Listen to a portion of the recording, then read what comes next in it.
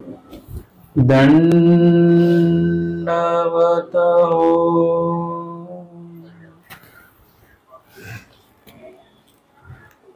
वसमत या ठिकाणी संपन्न होत असलेल्या ब्रह्मविद्या निरूपण सोहळ्याच्या आजच्या या दुसऱ्या सत्रामध्ये आणि वासनिकांचा आचार या आजच्या पहिल्या सत्रामध्ये या विषयाच्या आपण घेणार आहोत पूर्वार्ध 217 क्रमांकाची शांताबाईसांच्या संदर्भातली लीळा.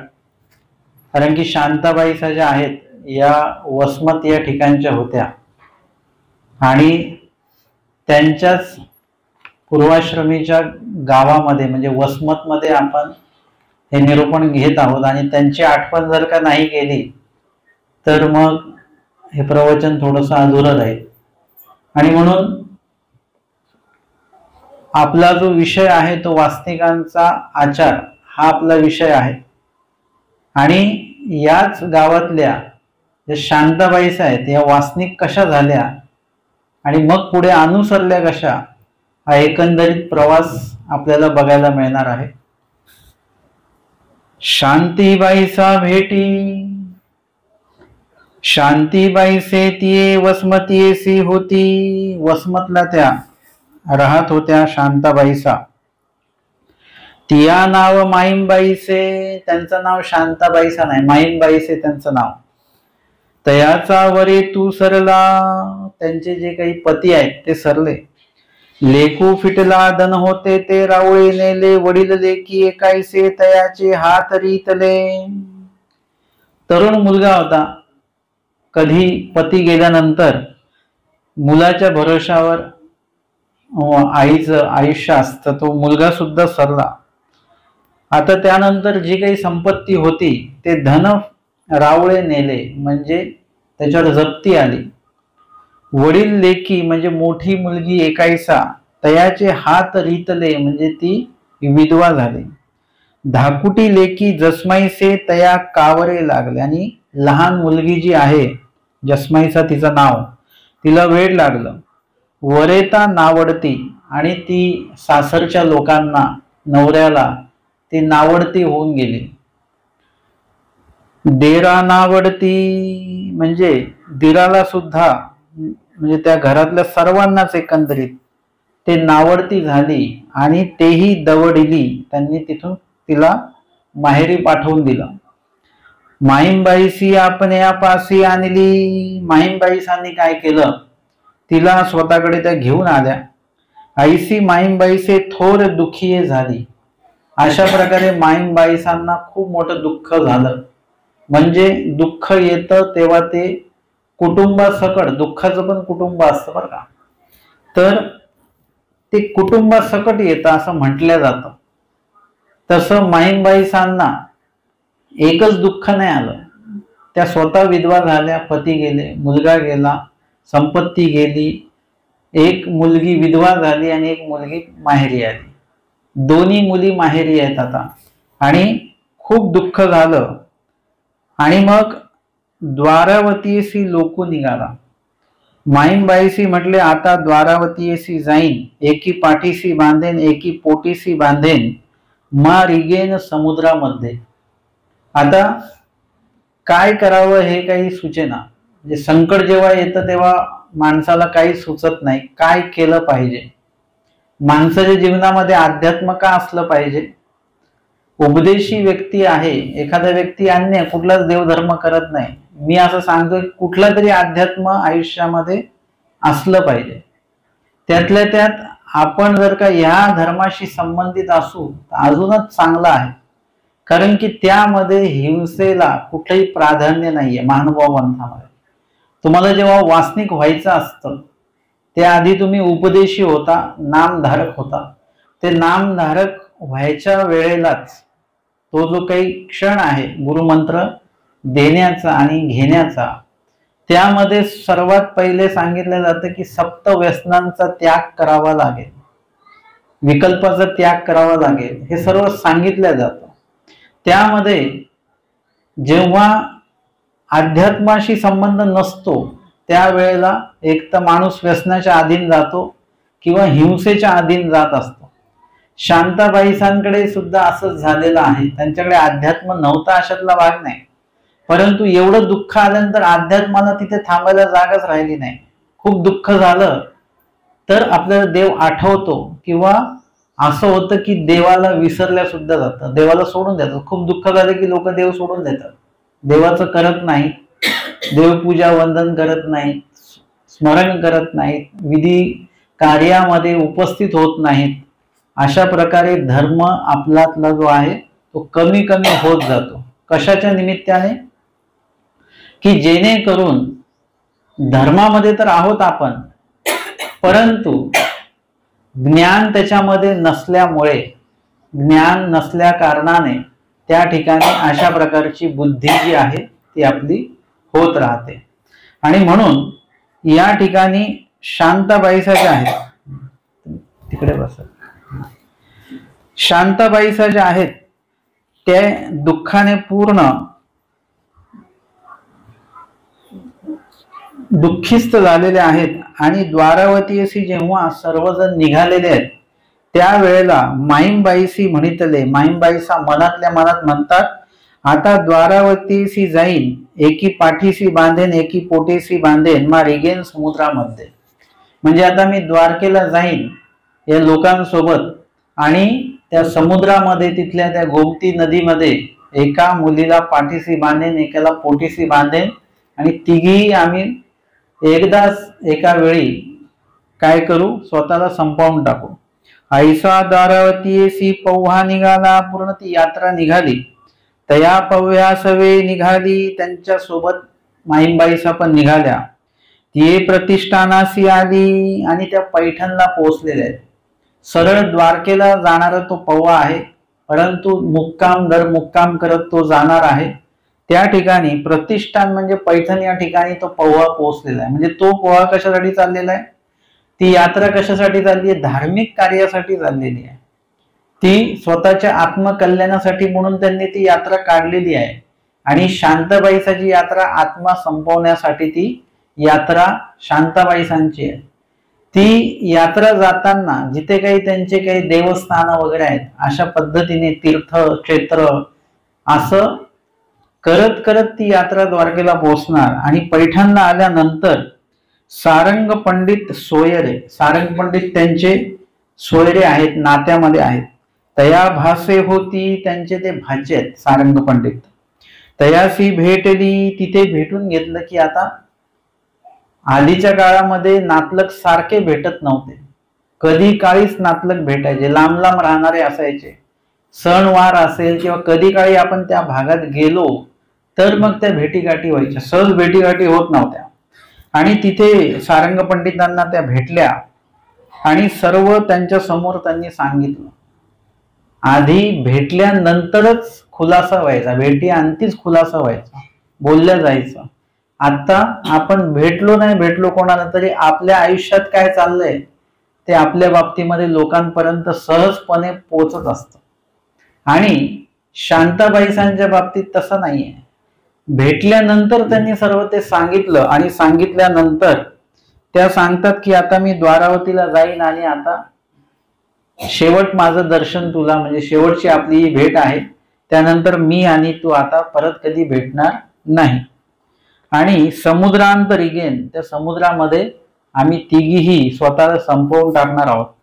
सारंग पंडिती तयाची दुःख निवृत्ती केली, सारंग पंडितांनी त्यांचं सांत्वन केलं.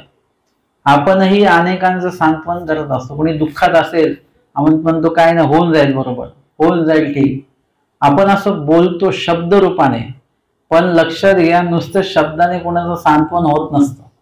त्यासाठी तुम्हाला त्यांना काहीतरी त्या संबंधित उपाय पण सांगणं हे गरजेचं असतं.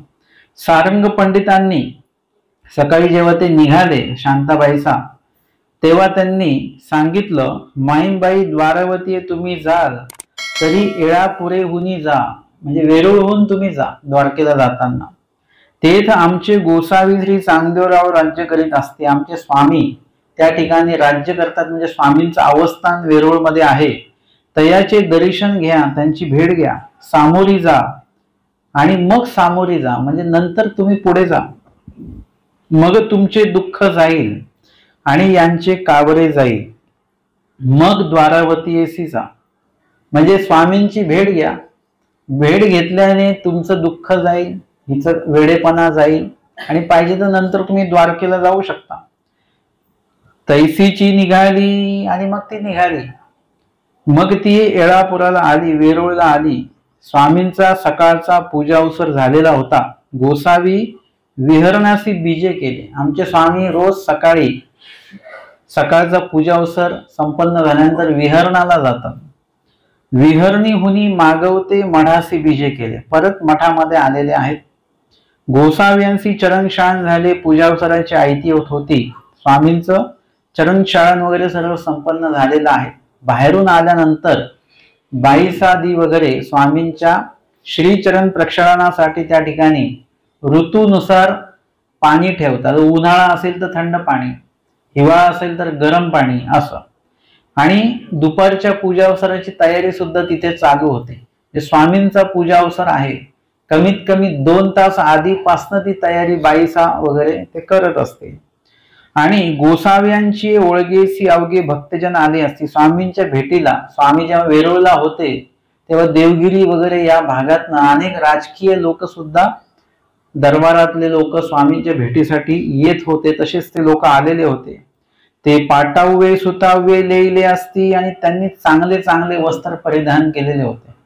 म्हणजे जे आलेले लोक होते तेही दिसायला उंच, धिप्पाड, चांगले सुंदर आणि चांगले वस्त्र त्यांनी घातलेले होते. आणि स्वामी सुद्धा सुंदर दिसायला. अर्थातच त्या वेळामध्ये एकदम शांताबाईसांनी सगळ्यांना बघितल्यानंतर त्यांना लक्षात येईना की स्वामी कोण आहेत. अवघे गोसाव्यांसारखीची दिसता ती सर्व एकदम सारखे सारखे दिसत आहेत. गोण गोसावी ऐसा नोळखती. आता संन्यास वेश असल्यामुळे आपण लगेच एखाद्या बाबांना ओळखतो, साधूंना ओळखतो.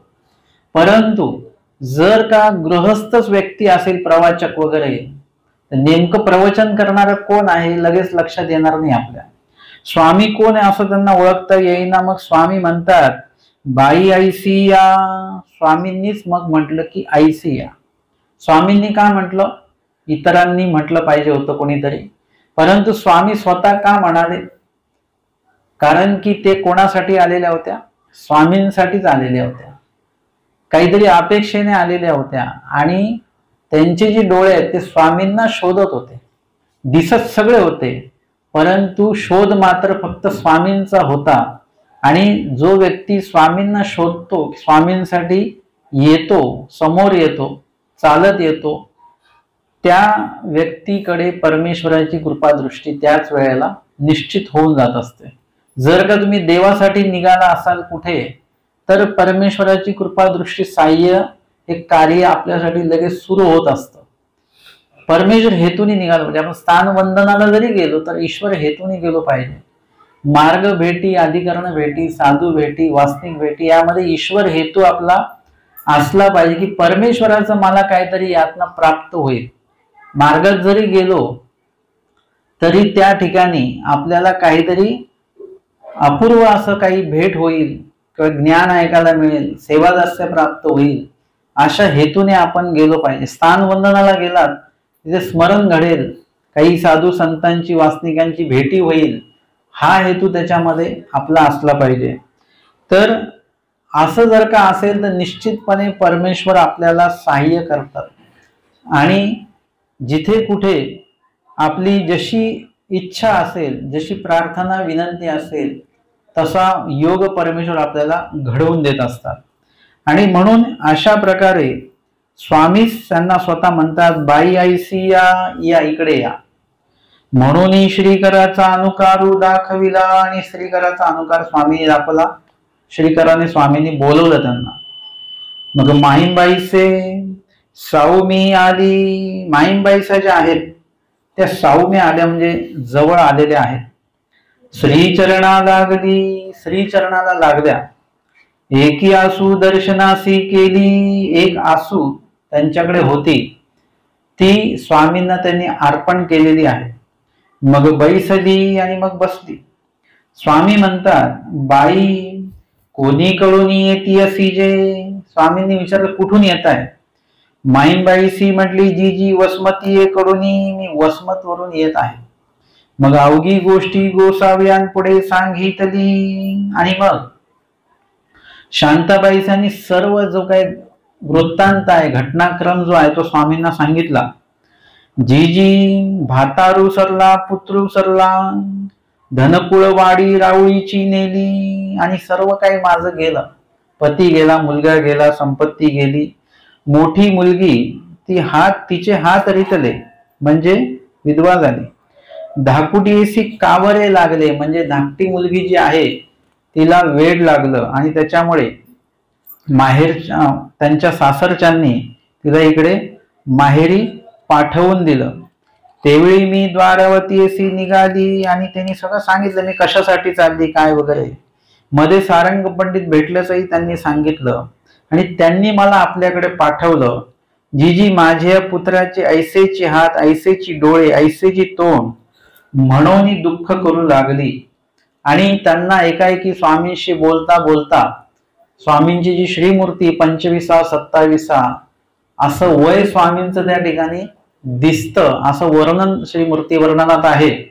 आणि स्वामींना बघितल्यानंतर तिला तिच्या मुलाची आठवण आली, आणि ती म्हणते, माझ्या मुलाचे असेच हात होते, असेच डोळे होते, असाच तो दिसत होता, असं म्हणून ती दुःख करायला लागली. स्वामी त्यांना म्हणतात,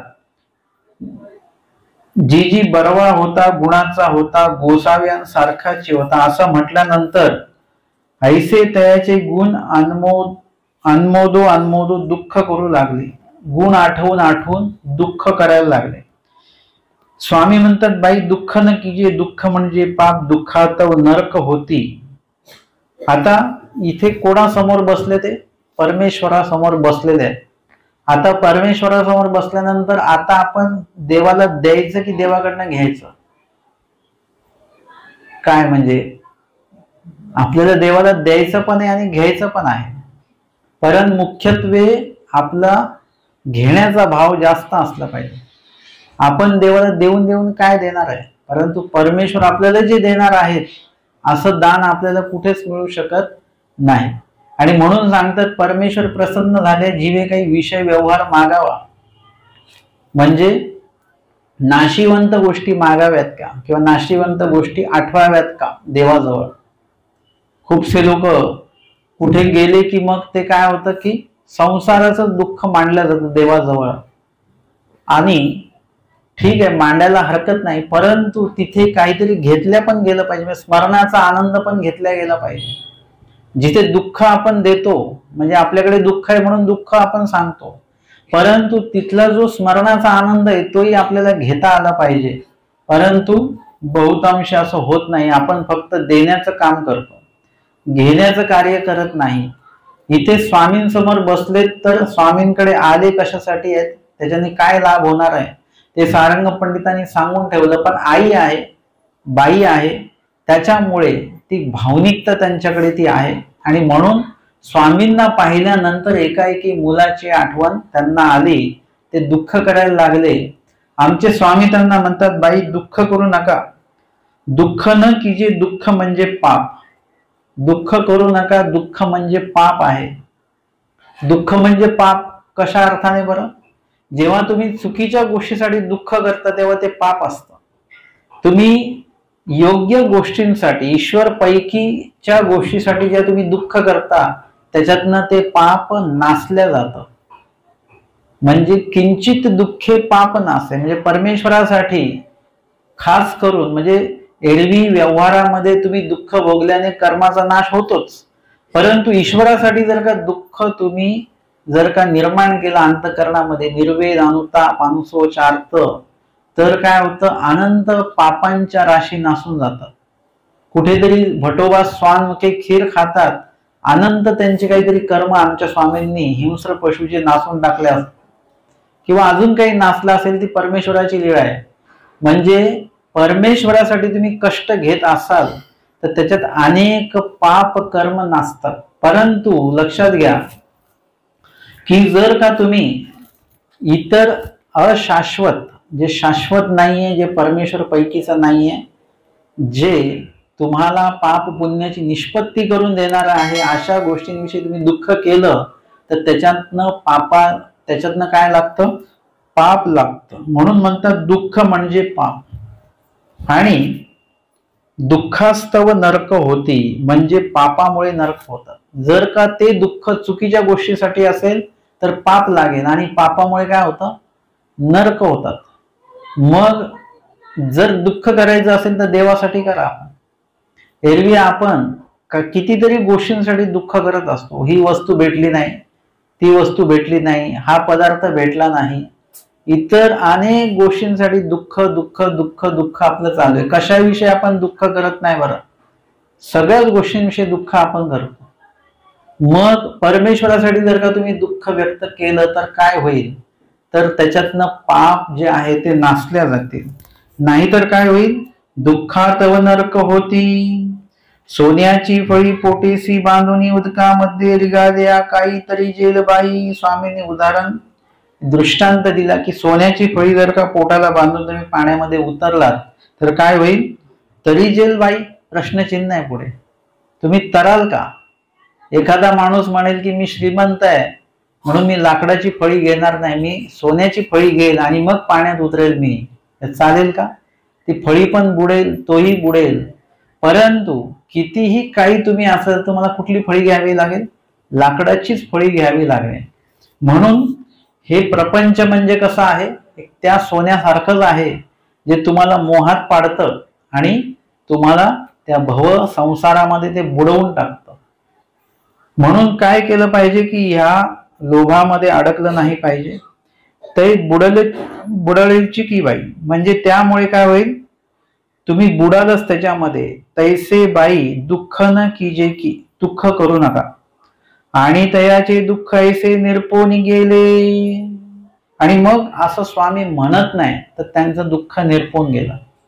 असं कुणी म्हटल्याने आपलं दुःख जात नाही. परंतु परमेश्वराची वाणी कशी आहे? ते अमृत वर्षिणी की. परमेश्वराचं जे बोलणं आहे ते अशा पद्धतीचं बोलणं आहे, असे शब्द आहेत ते की ते परमेश्वराचे शब्द, तर वेगळी काही उपमा तुम्ही लावू नाही शकत. ते जर का संपर्कात आले आपल्या अंतःकरणाच्या आणि आपण त्या शब्दाच्या संपर्कात गेलो तर आपलं सगळं दुःख निवारून जात असतं. या ठिकाणी आमचे स्वामी म्हणतात तुमच्या पंचगंगा निकेनी असती. असं म्हटल्या ज्याला सर्व गाव पंचरांडा म्हणून हिनावत होतं, जळत होता, अखंड जळतची होता, तो व्यक्ती त्या ठिकाणी निवाला म्हणजे शांत झाला. आणि पुढे शांताबाईसांना स्वामी असं म्हटल्यानंतर त्यांचं दुःख निरपून गेलं. स्वामींचे चरण क्षालन त्यांनी केले, बाईसांनी केले. बाईसी चरणोदक त्यांना दिलेला आहे शांताबाईसांना. ते आपुलेही आणि तयाचे जसूबाईसावरी घातले. तिने स्वतःचंही मिळालेलं तीर्थ आणि जसमाईसाठी पण मिळालेलं तीर्थ ते तिला तिच्या उपयोगी लावलं. जसमाईसाच्या मा पूजावसर झाला तोही पाहिला, स्वामींचा पूजावसर पाहिला. मग बाईसांनी स्वामींसाठी ताट वाढलेला आहे, स्वामींची आरोगणा झाली. त्यातला जो प्रसाद आहे उचिष्ट स्वामींचा तो त्यांना दिला गेला तिघींना पण. आणि मग त्या मुक्कामाच्या ठिकाणी गेल्या. संध्याकाळच्या पूजावसराला परत आल्या. परत चरणोदक जसमाईसांना त्यांनी पाजलं, डोक्याला लावलं. संध्याकाळचा पूजावसर पाहिला. परत मुक्कामाच्या ठिकाणी गेले. परत सकाळी आल्या आणि स्वामी त्यांना विचारतात रात्री काही त्रास झाला का? कोणाला? मुलीला. जे कावराचे जे काही त्रास होतो वेडाचा. नाजी एका दिवसामध्ये 20 वेळा ये, 30 वेळा ते आजी, ते नय्येची जी म्हणजे ते कमी नाही झालं, ते बंदच झालं, आज आलंच नाही. 20-30 वेळा ते दिवसभरामध्ये वेडाचा तिला त्रास व्हायचा, तो आता आज दिवसभर काही आला नाही. म्हणजे स्वामींची भेटी झाल्यापासून. स्वामी म्हणतात बाई ते आता नाहीये हो, ते आता गेले हो बाई. म्हणजे आता ते निघून गेलं, आता ते परत येणार नाही असं स्वामींनी आश्वासित केलं. तिचं दुःख गेलं, शांताबाईसांचं. एराचे कावरे गेले म्हणजे त्या जसमाईसाचं वेडपणा तो निघून गेला. मग स्वामी म्हणतात बाईये द्वारावतीये पव्हा निघाला, आता तुम्ही द्वारावतीये जा ना. मग स्वामी त्यांना आठवण करून देतात की तुम्ही ज्या यात्रेसोबत आल्यात ती यात्रा द्वारावतीला निघालेली बरं का, आता तुम्ही का जात नाही बरं. माईंबाईसा म्हणतात, नाजी आमची द्वारावती हेची, आमचा कान्हैया येथची भेटला जी. द्वारावतीला जाऊन तिला काही तिथलं देवाचं दर्शन घ्यायचं हा काही मुख्य हेतू नव्हता. स्वतःला देवाच्या दर्शनाला म्हणजे देवाकडे जायचा हा विषय तिचा मुख्य होता. आता या ठिकाणी काय झालेलं आहे, जीव द्यायला निघालेली एक बाई आहे, तिला इथे वेरूळ मध्ये जीवन सापडलेलं आहे. म्हणजे स्वामी सांगतात, माकोडा असे तो जीवन पाहे जीवन सांपडे. म्हणजे जो मुंगळा असतो ना, तो जीवन पाहे म्हणजे काय बघतो, त्याला जे खायचं आहे तो पदार्थ तो शोधतो. तो जीवन सांपडे म्हणजे ते जीवन जे पदार्थ आहे त्याला जे खायचंय, गोड असेल वगैरे, तो त्याला सापडतो. गुळ असेल समजा, आणि त्याला त्यांनी एकदा जर का धरलं की मग तो त्याला सोडत नाही. सांडिता ही न संडे, सोडतच नाही. धड आणि शिर वेगळं होऊन जातं तरी सुद्धा तो सोडत नाही. इतकं त्याविषयी त्याचं लागले पण तयार होतं.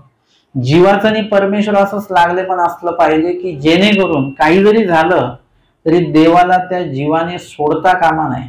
शिर धड एकत्र जे आहे ते वेगळं व्हायची वेळ आली तरी सुद्धा देवाला मात्र सोडायचे नाही. धड तुटेत धावावे, देह पडेत ईश्वराची सेवा, ईश्वराचं नामचिंतन करावं असं स्वामींनी सांगितलेलं आहे.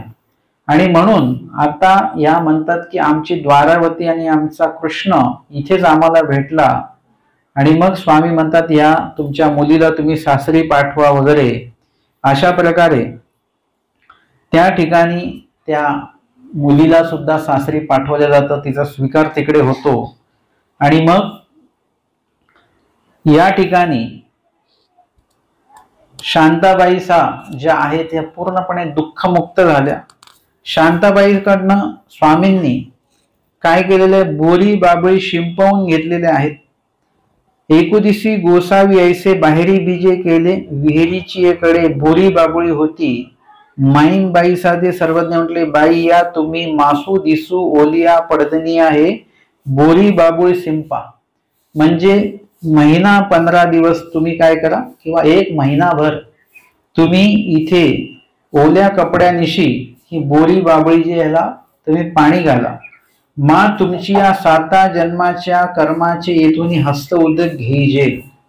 म्हणजे तुमच्या 7 जन्माचे जे कर्म आहेत, एखाद्याचे कर्म असे असतात की जे जर का क्रमाने सुरू झाले दुःख, तर दुःख आहे की दुःखच त्याला भोगायला मिळतं. असे कितीतरी लोक तुम्हाला समोर बघायला मिळतात की त्यांचं आर्थिक परिस्थिती असेल, मानसिक परिस्थिती असेल, ती इतकी हालाखीची असते आणि ते दुःख आहे की दुःख त्यांना ते मिळतं. याला कर्माच्या भाषेमध्ये असंत कर्मांचं बेचाळा असं म्हणतात.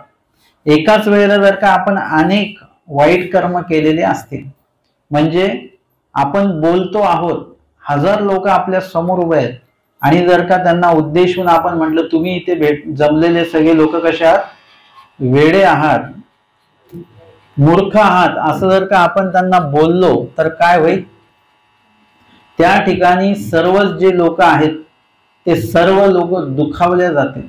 आणि दुखावल्या गेल्यामुळे काय होईल की त्या ठिकाणी एकाच वेळेला आपल्याकडनं अनेक जे काही कर्म आहेत ते अनेक कर्म जे आहेत ते एकाच वेळेला आपल्याला लागतात.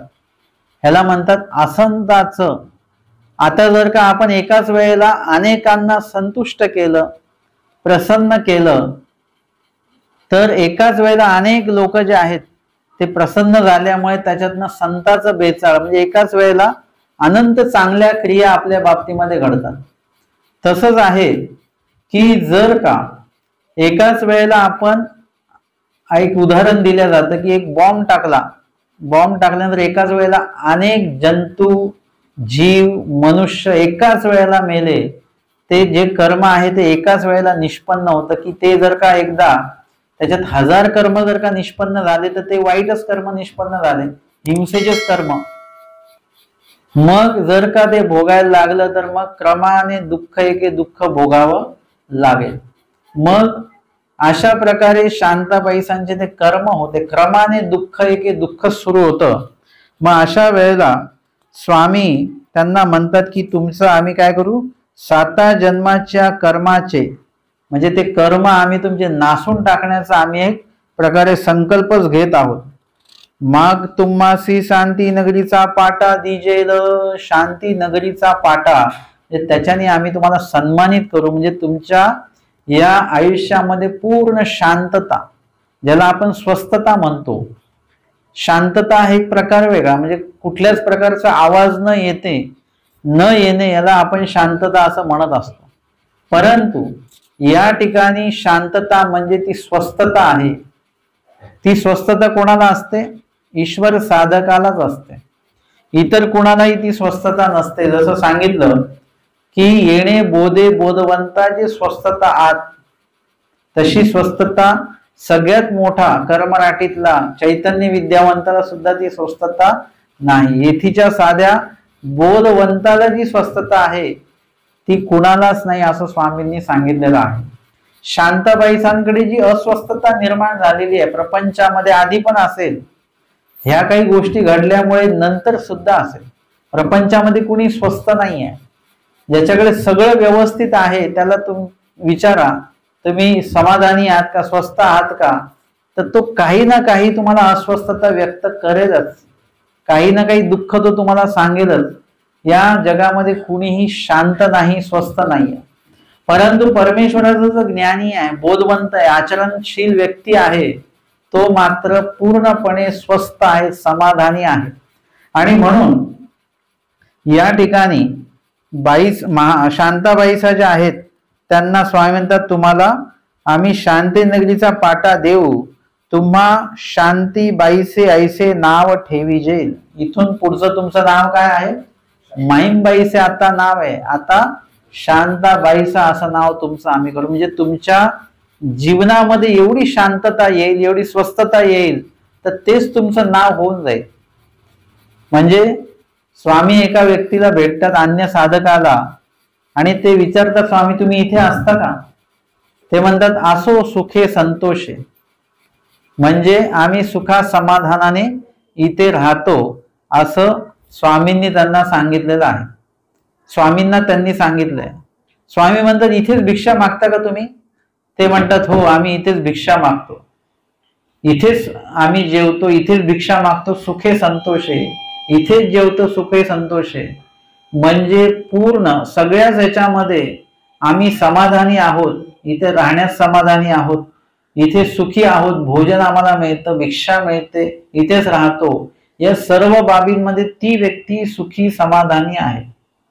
स्वामी म्हणजे ऐसे तर तुम्हाला नाव संतोष म्हणा, तुमचं तर नाव संतोष असलं पाहिजे. तुम्ही सर्वच बाबतीमध्ये समाधानी आहात. देवाला अशी व्यक्ती भेटत नाही बरं का. देवाकडे येणारे लोक हे दुःखीच असतात. दुःखी लोकच देवाकडे येतात, दुःख आल्यानंतरच येतात. त्याच्यामुळे देवाने जर का कोणाला येताना बघितलं तर त्यांना ते येतं की काहीतरी दुःख झालं बरं का याला आता, म्हणजे ते, आणि हातात विडा असतोच की काहीतरी नवसाचा विडा आता दिसतो आहे. परमेश्वराला असे लोक भेटणे म्हणजे खूपच वेगळी गोष्ट आहे. डोंगरगंजच्या त्या तिथे स्वामींना जी व्यक्ती भेटली, ते स्वामी त्यांच्याबद्दल म्हणतात की बाबा म्हणजे किती वैराग्य आहे यांच्यात, कोणासाठी करतायत, काय करतायत हे जरी माहिती नसेल, त्याचं फलद्रुपता काय हे जरी माहिती नसेल, तरी सुद्धा वैराग्य मात्र उत्तम आहे. फक्त ज्ञाने विना वैराग्य आहे, बस एवढंच त्याच्यातलं न्यूनता त्यांच्यातली आहे. हे जर का येथीचा, जर का हे येथीचे असते तर त्यांना आम्ही काय दिलं नसतं, इतकं स्वामी देऊ इच्छितात. परंतु ती साधना वेगळ्या संबंधित आहे, परमेश्वरा संबंधित ती साधना नसल्यामुळे देवाला त्यांना काही देता येत नाही. आणि हे समाधान जे आहे, हे समाधान परमेश्वराला आपल्याला द्यायचं आहे. त्यासाठी हे सर्व ज्ञान आहे, त्यासाठीच हा पूर्ण आचार आहे, विधी आहेत, वचन आहेत, सर्व त्यासाठी आहे. परंतु ते करताना सुद्धा आपण अस्वस्थ असतो. स्मरण कशासाठी सांगितलं? तुमचं मन स्थिर व्हावं. स्वस्थ व्हावं, शांत व्हावं म्हणून ते स्मरण दिलेलं आहे. लोक ते स्मरण करताना पण किती गाठ्या झाल्या, 25 झाले की 26 म्हणून अस्वस्थ होतात. मी तर 26 मोजले पण इथे तर 25च दिसत आहेत मला. म्हणजे त्याच्यामुळे पण लोक अस्वस्थ होतात.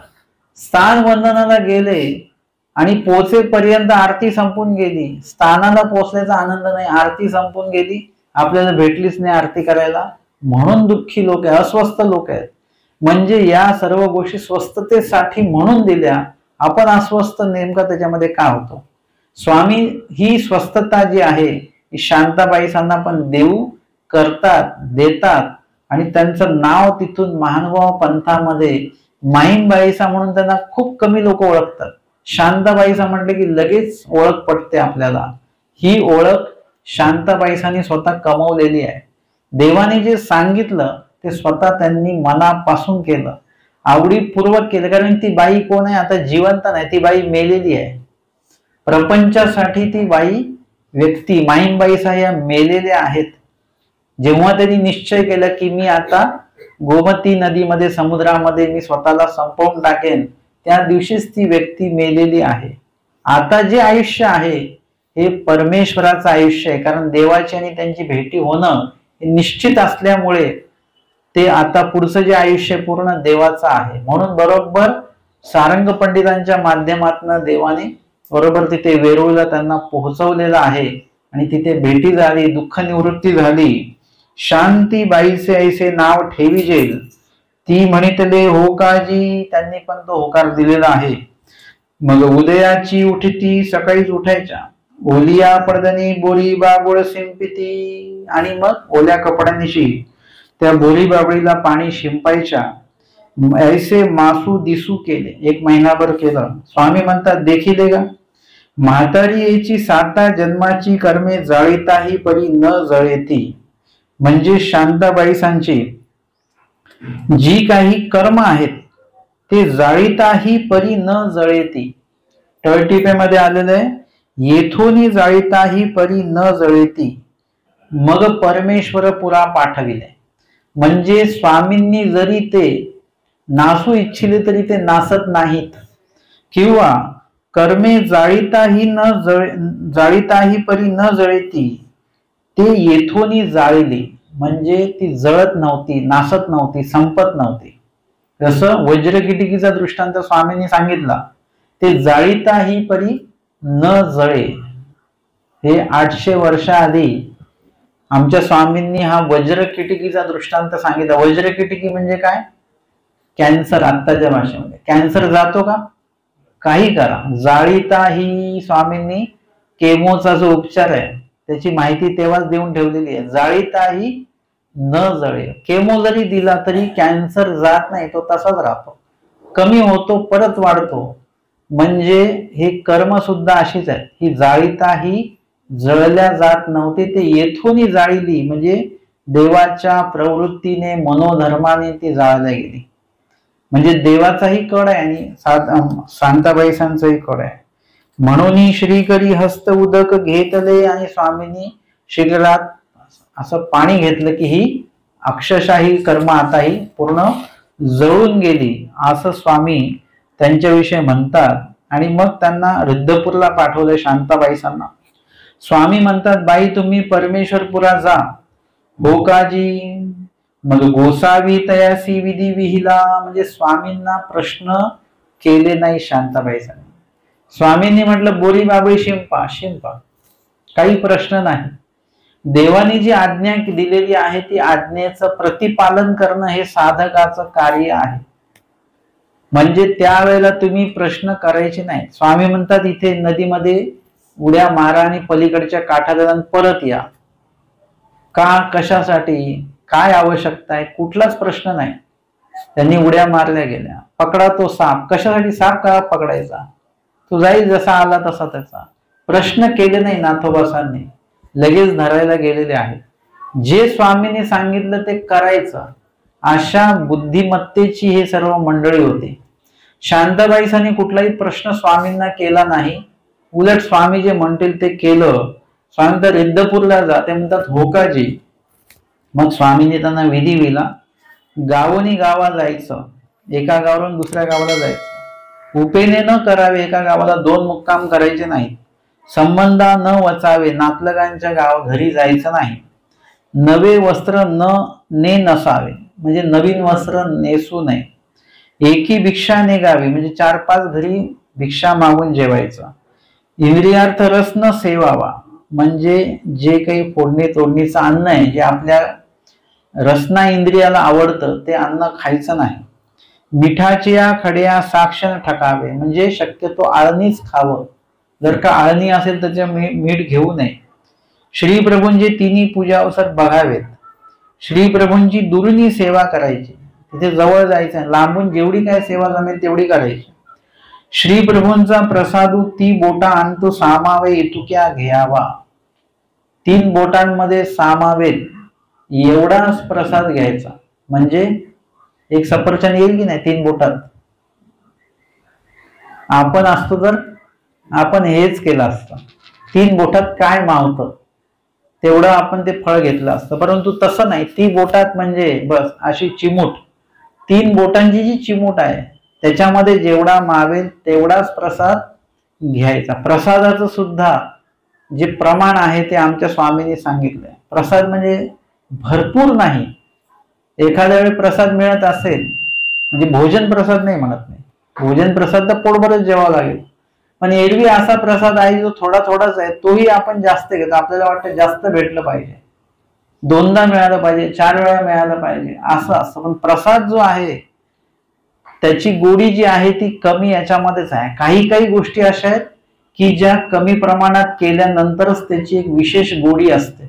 ते जास्त प्रमाणात जर का खाल्लं तर त्याच्याविषयी तुम्हाला एक काय होतो, नकारात्मक भाव त्याच्यामध्ये निर्माण होत असतो. म्हणून प्रसादाची गोडी कायमस्वरूपी ठेवण्यासाठी तेवढं एक प्रमाण तुम्ही पाळलं पाहिजे. आणि वाया जाईल तरी जाऊ द्यावे, तो वाया जात असेल तो जाऊ द्या, ती श्री प्रभूंची काय प्रवृत्ती असेल. परंतु तेथीची चिमुटी मीठही निघावी, म्हणजे तिथलं चिमूट मीठ सुद्धा तुम्ही तुमच्या इच्छेने घेऊ नये. देवाने दिलं श्री प्रभूंनी तो भाग वेगळा. आईसा विधी विला स्वामी म्हणत. आणि मग स्वामी म्हणतात श्री प्रभू निर्गुण ब्रह्म. श्री प्रभूंविषयी स्वामींनी असं उच्चारण केलेलं आहे. मग शांतीबाईसा म्हणतात जी जी माझी येई गोसाव्यांशी लागे हो, म्हणजे एकाईसा माझी जी आहे ती तुमच्या सांभाळीच मी देते आहे.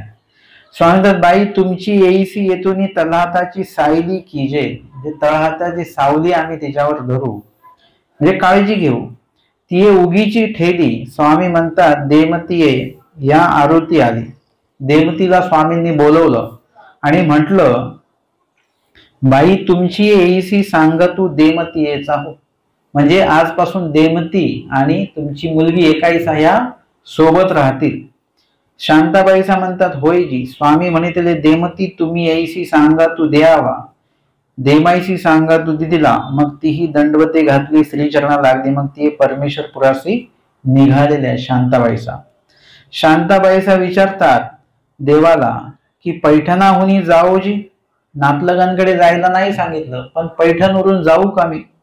जिजी इतुले गोमटे होय ते सारंग पंडिताचे. सारंग पंडितांमुळे मला एवढं गोमट प्राप्त झालं तर मग त्यांची जाता जाता मी एकदा भेट घेईन आणि पुढे जाईन. स्वामी म्हणतात बाई जा पांड्याशी भेटा, ते तुमचे निमित्त. बाई निमित्त मानिजे आणि येतुकीने ते निघाले. निमित्त मानिजे म्हणजे निमित्ताची एक कदर जी असते ती आपण आपल्या अंतःकरणात ठेवली पाहिजे. आणि म्हणून स्वामींनी अनुज्ञा दिली. त्या पैठणला गेल्या, सारंग पंडितांना भेटल्या.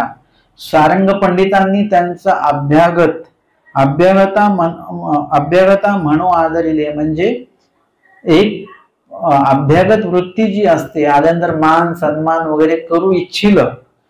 पण तेव्हा त्या म्हणतात पांड्या मज गोसावी एकी भिक्षा वाढीली. असं म्हणजे तुझ्या एकट्याच्या घरचा मी जेवू शकत नाही, एकी भिक्षा घ्यायला नाही सांगितलं.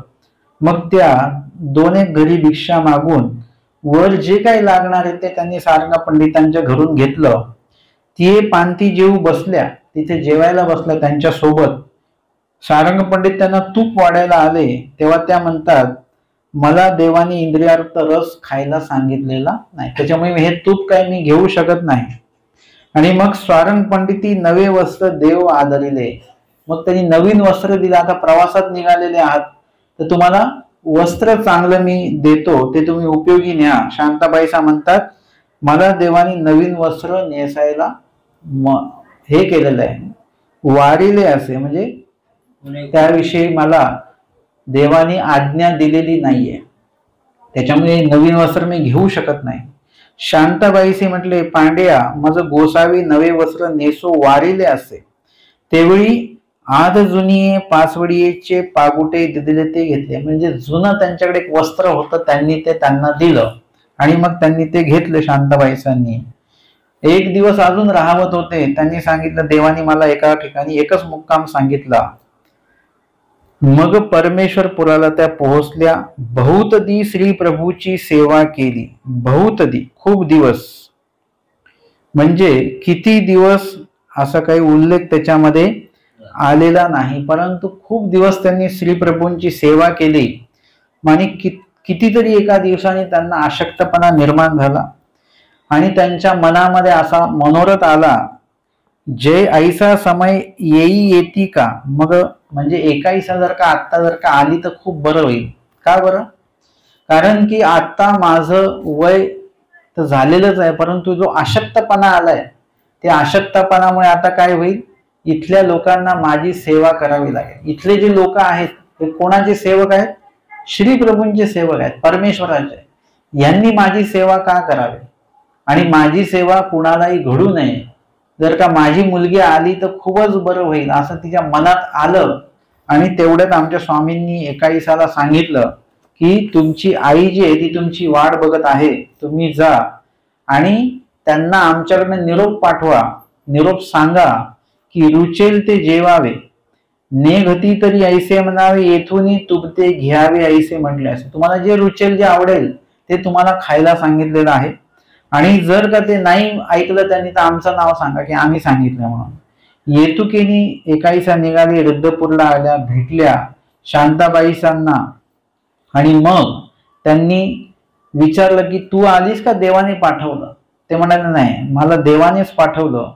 मग त्या म्हणतात की देवाने तुला सांगितले तुला जे आवडेल ते तू खा. तेव्हा शांताबाईसा म्हणतात मज श्री चक्रधरा वांचोनी आणि काहीशी न रुचे. जे रुचेल ते खा, काय जे आवडतं तुला आत्ता. त्या म्हणतात की आत्ता मला फक्त कोण आवडतं? श्री चक्रधरा वांचोन, म्हणजे श्री चक्रधर स्वामीच आवडतात. या व्यतिरिक्त वेगळी काय आवड आता आयुष्यामध्ये शिल्लक राहिलीच नाही. कारण की हे आयुष्यच कोणाचं आहे? हे आयुष्य प्रापंचिक असतं तर प्रपंचातल्या अनेक गोष्टी आवडल्या असत्या, हे खाऊ वाटतं ते खाऊ वाटतं. आणि आत्ता हे आयुष्य कोणाचं आहे? परमेश्वराचंच आयुष्य आहे. आणि म्हणून ते आयुष्य परमेश्वराचं असल्यामुळे आता परमेश्वराशिवाय दुसरं काहीही आवडत नाही. असा जो काही क्षण आहे आपल्या आयुष्यामध्ये एकदा तरी आला पाहिजे, म्हणजे कायमस्वरूपीच आला पाहिजे. पण एकदा तरी असं वाटलं पाहिजे की देवाशिवाय आपलं कुणीच नाही. हा एकदा जरी भाव निर्माण झाला, त्या एका क्षणाचा आनंद घेऊन बघा तुम्ही कसा असतो. शांताबाईसा तर यामध्ये जगले अक्षरशः. आणि असा भाव आयुष्यभर आपल्यामध्ये असला पाहिजे, आयुष्याच्या शेवटपर्यंत असला पाहिजे. त्याच हेतूने त्याच आनंदामध्ये आपलं देह समर्पित ईश्वराला झालं पाहिजे. असं शांताबाईसा म्हणतात की मज श्री चक्रधरा वांचोनी आणि काहीची न रुचे, जरी घेऊ ये तरी गोसावी मज गोसावी का वारिले. म्हणजे जर का घेऊ शकते मी तर मग देवाने आधीच का मला नाही सांगितलं बरं? म्हणजे जो आधी विहिला विधी तो महत्वाचा आहे. आत्ता गोसाव्यांशी माझी कणव, म्हणजे देवाला माझी खीव निर्माण झाली की म्हातारी बाई आहे, अशक्त झाली म्हणून ते मला खायला सांगतायत. परंतु देवानीच हा विधी विहित केल्यामुळे मी हा विधी काही मोडणार नाही. आणि म्हणून येतुकेनी तयाचे देह गेले. आणि काही दिवसातच त्यांचं तब्येत अजून जास्त झाली आणि त्यांचं देह गेलं. येतुकेने तयाचा संस्कार केला, त्यांचा अंत्यविधी वगैरे सर्व केलं. आणि मग स्वामी पैठणला राज्य करत असतानाच त्या ठिकाणी स्वामी निंबातळी, स्वामींना आसन होतं आणि तेवढ्यात एकाही साध्या दंडवते घातली श्रीचरणाला आणि स्वामींना सर्व सांगितलं. आईचं देहावसान झाल्याची बातमी कळवली. स्वामी त्यावेळेस शांताबाईंबद्दल बोलतात, येथून म्हणितले ते म्हातारी येसीची घडदे गा. म्हणजे आम्ही जे काही सांगितलं हे म्हातारीलाच घडलं, म्हणजे शांताबाईंना तंतोतंत तो विधी घडला.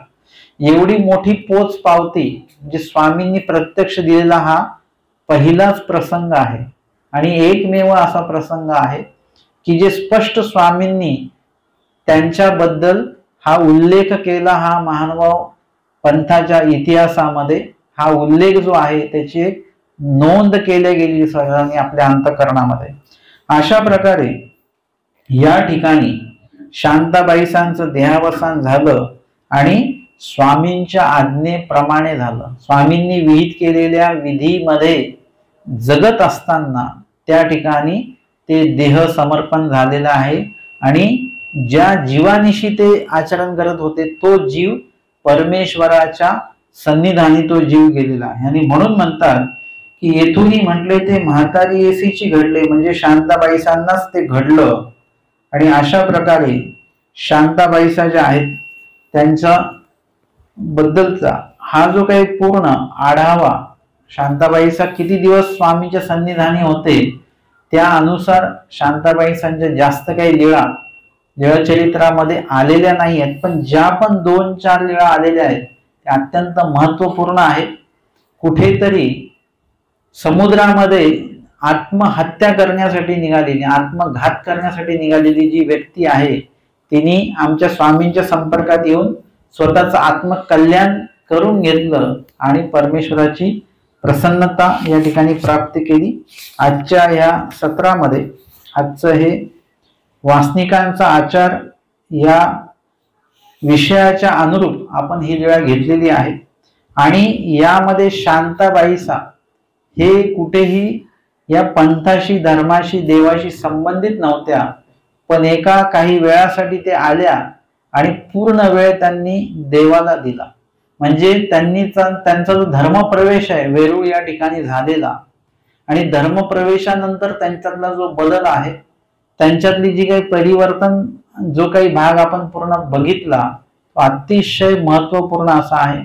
कारण की त्या ठिकाणी शांताबाईंचे स्वतःच्या कुठल्याही शंका नव्हत्या, कुठल्याही तक्रारी नव्हत्या. सर्व जे देव सांगतील ते करायचं. येथून म्हणितले की जे ते, असं शांताबाईंनी व्रत घेतलेलं होतं एक प्रकारे. आणि म्हणून त्यांनी जे स्वामींनी सांगितलं ते करत गेले. स्वामींनी कुठेही त्यांचं नुकसान तर होऊ दिलं नाही, उलट लाभाती लाभ त्यांना प्राप्त करून दिला. आणि म्हणून या ठिकाणी आपल्याला शांताबाईंसारखाच आमचा धर्मप्रवेश हा झाला पाहिजे. शांताबाईंसारखं स्वामींच्या आज्ञेमध्ये आम्ही प्रपंचात राहून सुद्धा वासनिक वर्गाने काय केलं पाहिजे, त्याच प्रकारचं आयुष्य जगलं पाहिजे. देवाशिवाय दुसरं काहीच नाही, सर्व काही देवासाठी म्हणून आपण पुढे चाललो पाहिजे. तुम्ही जे काही प्रपंचात परमार्थ कराल तो सुद्धा देवाने सांगितलेल्या वचनाला धरूनच केला पाहिजे. वचना व्यतिरिक्त वासनिकांनी सुद्धा आचरण कुठलंच करू नये. उगस काहीतरी ऐकलं, सांगितलं आणि केलं असं नका करू. जे सूत्रपटात वचनं आलेली आहेत ती वचनं सगळ्यांसाठी आहेत बरं का. काही साधूंसाठी वचन आहेत अशातला भाग नाहीये. काही लोक म्हणतात अस्थिपरी फक्त साधूंसाठीच आहे, आचार प्रकरण साधूंसाठीच आहे. साधूंसाठी पण आहे आणि साधू होणाऱ्यांसाठी पण आहे बरं का. तुम्हाला जर का साधू व्हायचं असेल तर ते आचरण आपल्याला इथे प्रपंचामध्ये सुद्धा करावं लागेल. स्वतः तो बदल करावा लागेल. तो प्रपंचातला जो व्यक्ती आहे हे स्वामींनी सांगितलेल्या विधी आचरणाला अनुरूप जर का थोडं जरी आचरण करायला लागला तरच तो वासनिक होतो, नाहीतर वासनिक होऊ शकत नाही. नामधारक हा नेहमी नामधारकच राहणार. त्यांनी स्वतःहून प्रयत्नाने वचनाचे आचरण करून त्यांनी वासनिक झालं पाहिजे. जो वासनिक झाला तोच अनुसरलेला होऊ शकतो, एरवी कोणी पण होऊ शकत नाही. ज्याची 9वी झाली तोच 10वीत जाऊ शकेल ना, का 5वीतला मुलगा 10वीत जाईल. तसं तुम्हाला हे स्टेप आहे. ह्याच्यामध्ये वासनिक झाल्याशिवाय अनुसरलेलं होता येत नाही. जो अनुसरलेला आहे आणि ओलेनी गुणे जो आचरण करतो तोच परमेश्वराचा पुढे जाऊन ओलेनी गुन्हे करत असेल तर तोच भक्त होईल. कारण तळमळीत जन्माते धाडी त्यासी परमेश्वर आपलं प्रेम देतात. म्हणजे तोच व्यक्ती भक्त होऊ शकतो. आणि एकदा भक्त झाल्यानंतर मग काही मागे बघायची आपल्याला आवश्यकता नाही. म्हणजे हा प्रवास इथून नामधारकापासून सुरू होतो. आजचं वासनिकांचा आचार या विषयावरील व्याख्यान आपण वसमत या ठिकाणी घेत असताना आजचं हे पहिलं सत्र आपण या ठिकाणी घेतलं. आणि पूर्वार्ध 217 क्रमांकाची शांताबाईचा भेटी ही लीळा, बोरी बाबळी शिंपवणे 218 नंबरची लीळा आणि 219 क्रमांकाची तथा परमेश्वर पुरा पाठवणे ही लीळा, अशा 3 लीळा शांताबाईच्या संदर्भात आपण या ठिकाणी श्रवण आणि चिंतन केलेले आहे. दंडवत हो.